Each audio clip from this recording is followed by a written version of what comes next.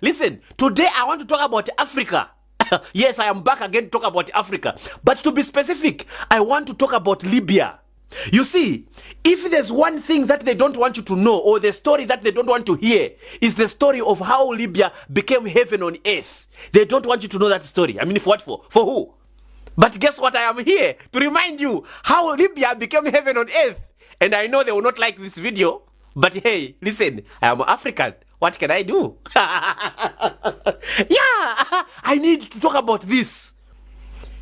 People need to know the story of what Libya was during the time of Muammar Gaddafi. A leader that wanted a one Africa. A man who loved his country, who died for his country. And a man who wanted the whole entire Africa to be like his country. And they took him away from us. Because they knew that Muammar Gaddafi was a force to reckon with. Force to reckon with. That is English. Yeah, I'm telling you, I mean, for who? A man who was taken away from Africa too soon. A man who was called a dictator when he was not a dictator. Listen, you see, while the Western world painted this man a terrorist or a dictator, deep down in their hearts, Muammar Gaddafi was the name that they feared the most. I'm telling you, I mean, for who? They feared this name just by the mention of the name. They were shaking because they knew the abilities that Muammar Gaddafi had. Yes, it's true. I mean, for who? Eh? Even now, when they hear the name, they shake. Yeah.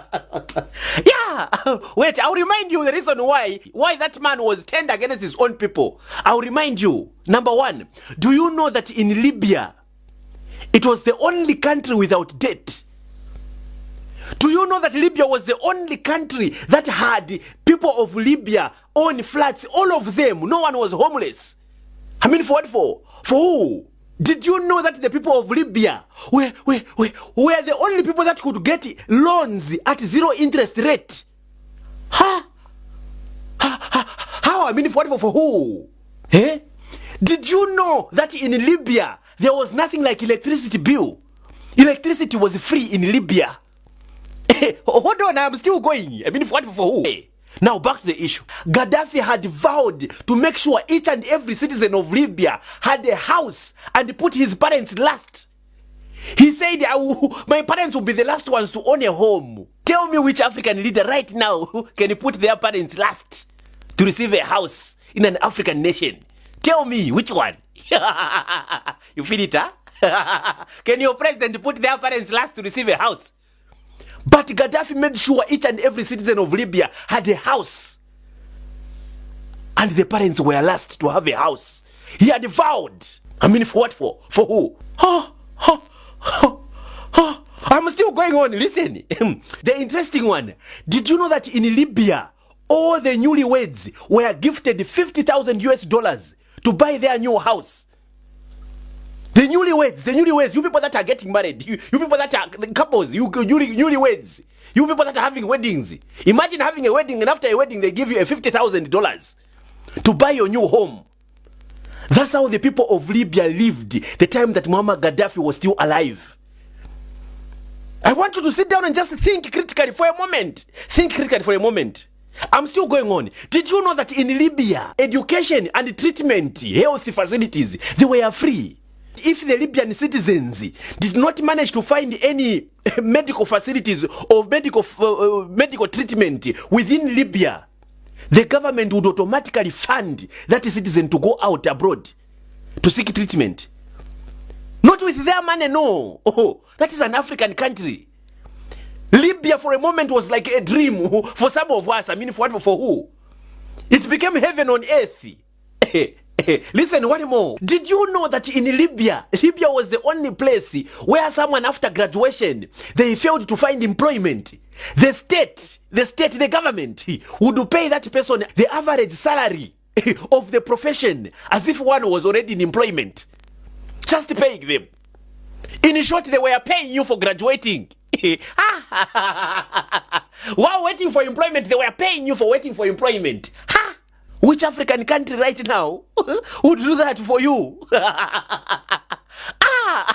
I think now I understand why that man was taken away from us.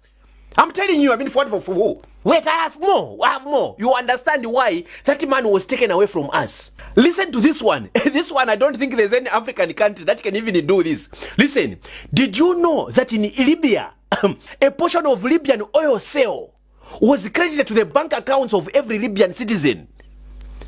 Huh? Which country? You in your country, you the minerals that they are digging and whatever mineral natural resources they are digging in there, do you even get a share? You who to give you a share? You tell me. Eh? Some of you have never even seen any benefit from those natural resources up to date. Our friends in Libya, when Muammar Gaddafi was alive, they would get a portion of every Libyan oil sale credited into their bank accounts.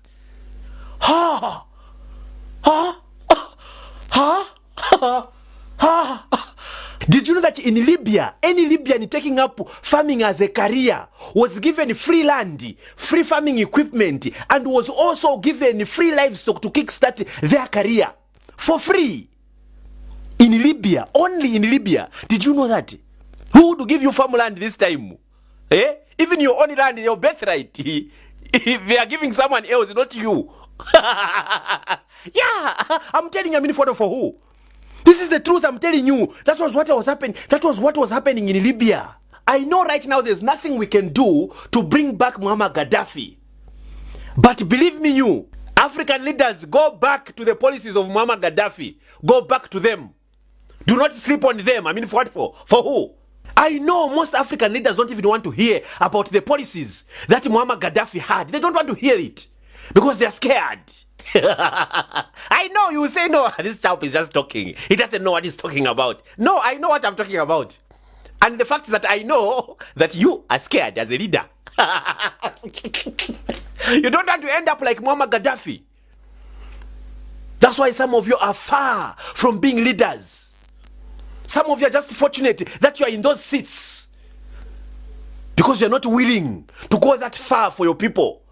You're not willing to go that far for your African continent. Yes. I mean, for who?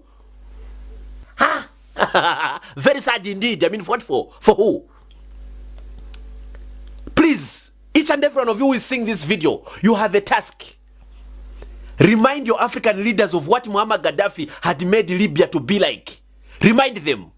Mention their name in this video. Believe me, you, they can take away one, but they cannot take away all of you. I mean, for what for? For who? I'm telling you. The policies of Muammar Gaddafi, African leaders, please do not sleep on them. I beg you. Find out how the Libyans were living during Muammar Gaddafi's reign or rule. Go and find out. I mean, for what for who? The problem is that you like watching porn. I'm sorry about that one. I went off. But yeah, go and research. No one is ever going to talk about it. No one is ever going to remind you that Libya was heaven on earth. They will never remind you. And to Muammar Gaddafi, may your soul rest in peace. You great son of Africa.